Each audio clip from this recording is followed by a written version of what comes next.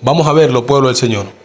Pero que Rusia se va a atrever, junto con Irán y con otras naciones del mundo, a atacar al pueblo de Israel, no les quepa a ustedes, queridos hermanos, la menor duda. Y es que la palabra de Dios nos enseña que los tiempos finales, y estamos en los tiempos finales, serán tiempos difíciles y tiempos peligrosos. Velad y orad para que estas cosas no os sorprendan como ladrón en la noche. La última y la gran batalla del Armagedón se acerca.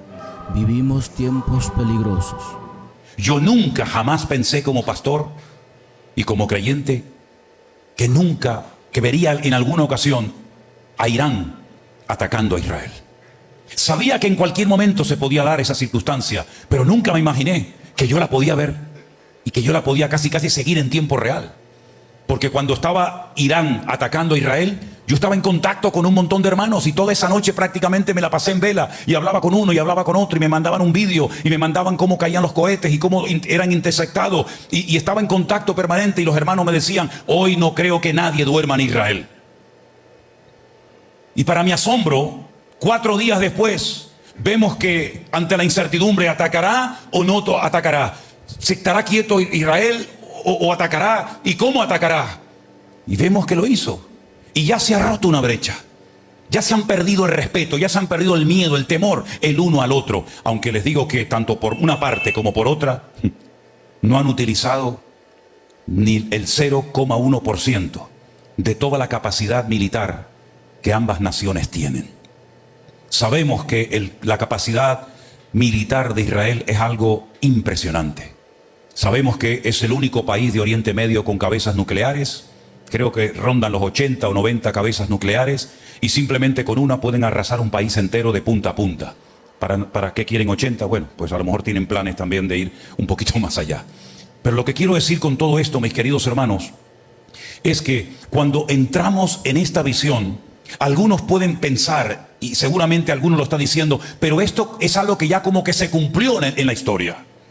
Aquí vemos cómo se levanta un imperio que vence, que derrota a los medos persas, y ese imperio fue el imperio de Alejandro Magno, de aquel joven griego que a los 24 años comenzó a conquistar el mundo y no había cumplido 30 y un día se lo encuentran llorando porque ya no tenía más mundo que conquistar. Y sabemos que aquel cuerno que crecía y crecía y crecía y tenía un poder tremendo que hizo tambalear y arruinó y tumbó y humilló y pisoteó a los medos persas, sabemos que fueron los griegos. Y algunos podrán decir, pero todo el capítulo 8 del libro de Daniel es algo que forma parte de la historia del pasado y no tiene ninguna repercusión en el futuro. Se equivocan, se equivocan. Porque en este capítulo 8 no se habla de Babilonia, que se habla en el 7, no se habla de Roma, que también se habla en el 7, sino se habla fundamentalmente de 2 países, uno de Europa y uno de Oriente Medio. Y es que Europa y Oriente Medio van a jugar un papel fundamental en los últimos tiempos. Y les digo más, y no se asusten. La Biblia dice que en los últimos tiempos se producirá una invasión ruso-islámica contra el pueblo de Israel. Y después, si quieren, les digo qué naciones van a intervenir y por dónde van a atacar y cuánto va a durar la guerra y cómo va a morir el que representa o el que dirige esta gran batalla y dónde se va a llevar a cabo y cuánto tiempo estarán enterrando muertos, etcétera, etcétera. ¿Cómo es posible, dirán algunos, que aquellos profetas de antaño, que no tenían televisión, que no tenían acceso a los medios de comunicación, a las redes sociales como nosotros, cómo es posible que ellos tuvieran tanta información? Y es que el Espíritu Santo de Dios les permitió, corrió el velo y les permitió que escribieran, inspirados, dirigidos por el Espíritu Santo, las cosas que van a suceder pronto en nuestros días, en nuestro tiempo. Porque ni siquiera Ezequiel, ni Malaquías, ni Zacarías, ni Sofonía, ni siquiera el mismísimo Daniel fueron capaces de entender la repercusión que tendrían aquellas visiones y aquellos sueños que tuvieron, que dice la Biblia que hasta los ponían enfermos físicamente porque no entendían nada de lo que el Señor les acababa de revelar. Es interesante que la noche que Irán atacó a Israel, 4 naciones, hemos visto que cuando se moría o se muriera el líder de Grecia, que fue Alejandro Magno, su reino se dividió en 4.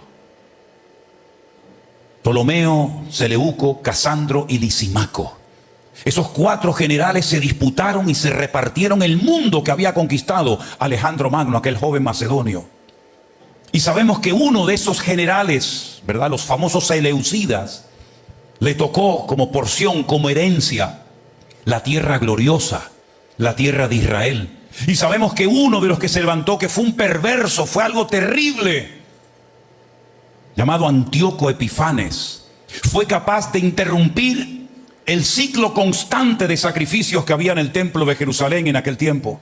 Porque si os dais cuenta, cada enemigo actúa de una forma diferente. Por ejemplo, los babilónicos destruyeron el templo, pero los medos persas permitieron su reconstrucción, pero también lo que hicieron fue que lo profanaron. Y es interesante notar cómo a veces el diablo actúa de una manera y otras veces actúa de otra. Como también el Señor a veces actúa de una manera y a veces de otra forma completamente diferente. Hay momentos que le permite a alguien bajar a Egipto y hay otros momentos que le dice a gente: no vayas a Egipto, sino más bien huye de Egipto en dirección opuesta. Y Satanás muchas veces, como una especie de camaleón que cambia, que se adapta a las circunstancias, y así como utilizó a Nabucodonosor para arrasar con el templo de Jerusalén, lo que hacen los medos persas es que lo financian. Porque ahora le voy a dar unos datos muy interesantes, pero una vez que está bien levantado e inaugurado, después lo que hacen los griegos es venir y lo profanan. Y pusieron lo que se llama la abominación desoladora. Y cogieron un cerdo y lo sacrificaron y derramaron su sangre en el lugar santísimo. Y pusieron una estatua de uno de sus dioses. Y entonces dijo el Señor Jesucristo en Mateo capítulo 24, cuando veáis la abominación desoladora, de la que habló el profeta Daniel, el que lee, entienda. Pero lo curioso es que cuando el Señor Jesucristo dice, cuando veáis la abominación desoladora, ¿a qué se está refiriendo? A algo que ya había ocurrido, como había ocurrido en la época de Antíoco Epifanes en el templo de Jerusalén, o a algo que iba a ocurrir en el futuro. Porque cuando el Señor Jesucristo desarrolló su ministerio, cuando estuvo aquí hace 2000 años, el templo de Jerusalén estaba funcionando perfectamente. Es verdad, no había gloria, no había presencia del Señor. El Señor lo definió como cueva de ladrones, más que como casa de oración. Pero el templo funcionaba, la gente subía a adorar a Dios, la gente subía a llevar sus diezmos, sus ofrendas, sus sacrificios de animales. Allí estaban los sacerdotes, Anás, Caifás, los levitas, etc. Pero Jesús habla de una futura abominación desoladora. Habla de una profanación del lugar santísimo. Y la realidad es que cuando los romanos vuelven a destruir por segunda vez el templo de Jerusalén, no lo profanan como lo hizo Antíoco Epifanes en la época de los griegos, sino que lo destruyeron y se llevaron sus tesoros a Roma y construyeron otro templo. El templo a la muerte, que aún está en pie, que es el famoso Coliseo en la ciudad de Roma. Pero entonces Jesús, cuando habla de una futura profanación del lugar santísimo, nos está dando a entender de que ese templo, que hoy no existe, volverá a ser reconstruido en los últimos tiempos. Y yo no sé cuántos de ustedes vieron esas imágenes tremendas que nunca en la historia se habían visto, de ver centenares de misiles, centenares de cohetes sobrevolando la explanada de las mezquitas en la ciudad santa de Jerusalén.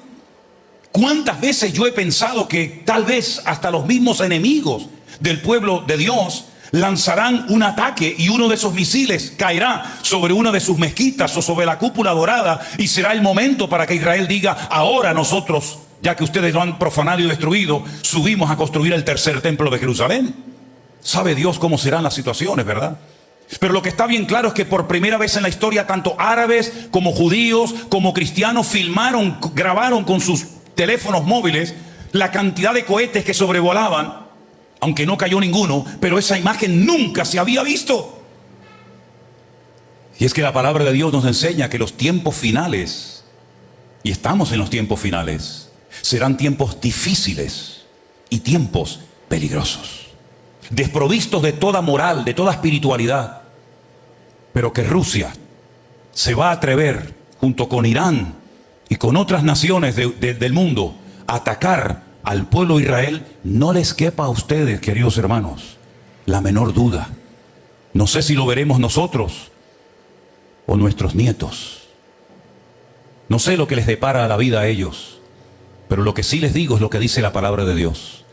Y dice la Biblia que la maldad llegará a un nivel de tal magnitud que Dios tendrá que intervenir personalmente Y en ese valle gigantesco que hemos visitado infinidad de veces, llamado el Valle de Megido, donde se va a llevar a cabo la batalla de Armagedón, la última y gran batalla, donde dice la Biblia cómo morirá la gente, qué tipo de armas se van a utilizar, cuánto tiempo van a estar enterrando cadáveres, etcétera, etcétera. En ese lugar el Señor derramará de su ira para que todo el mundo sepa que aunque muchos se han burlado y reído de Dios, el Señor nunca pierde, el Señor siempre gana todas las batallas. ¿Cuántos dicen amén?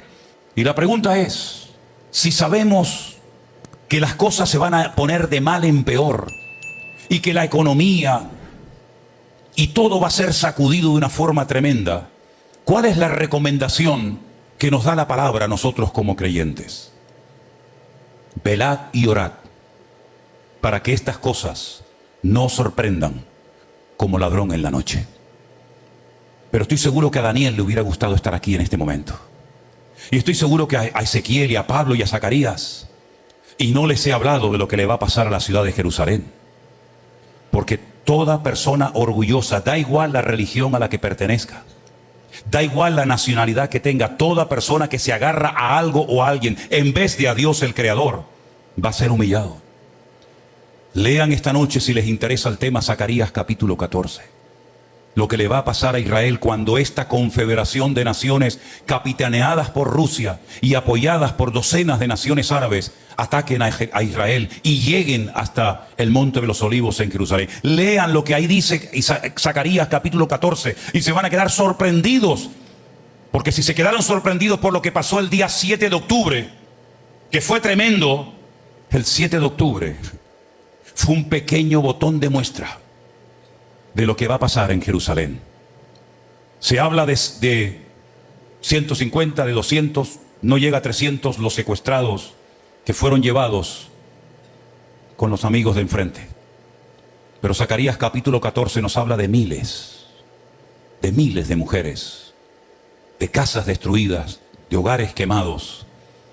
Y llegará un momento en el que se vean con la soga al cuello, y ni sus cohetes, ni sus misiles, ni sus cabezas nucleares le servirán absolutamente para nada, porque un hombre, Dios le permitió saber cuántos soldados atacarán a Israel en los últimos tiempos, y la cifra fue tremenda, y dice, y yo la oí, y la cifra era 200 millones de soldados.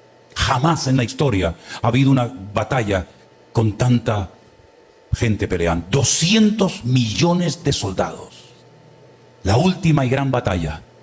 Y solamente tendrán una escapatoria: alzar la mirada, y dice, y verán al que traspasaron. Y cuando vean al que traspasaron, harán gran lamentación y dirán, Señor, ¿qué hicimos contigo, Señor? ¿Qué hicimos, Señor? Te matamos, te crucificamos, y a ti que te dijimos, quédate en la cruz, que no te queremos, que tu sangre caiga sobre nuestras cabezas y sobre nuestros hijos, y a ti que te escupimos y a ti que te rechazamos, ahora vienes a ayudarnos. Ahora vienes a ayudarnos. Qué grande es la misericordia de Dios. Y entonces dice que todo ojo le verá y toda rodilla se doblará, y pondrá en aquel día sus pies sobre el monte de los olivos, y el monte se partirá en dos, y establecerá por fin su reino, reino eterno, que nunca jamás será destruido, porque Dios es el Dios todopoderoso, el Dios que venció al diablo, el Dios que venció a Satanás, el Dios que viene pronto, y el Dios que quiere que tú y que yo le miremos a Él, porque solamente en Él hay seguridad y hay paz para nuestros corazones. ¿Cuántos dicen amén? Toda la gloria sea para ti, mis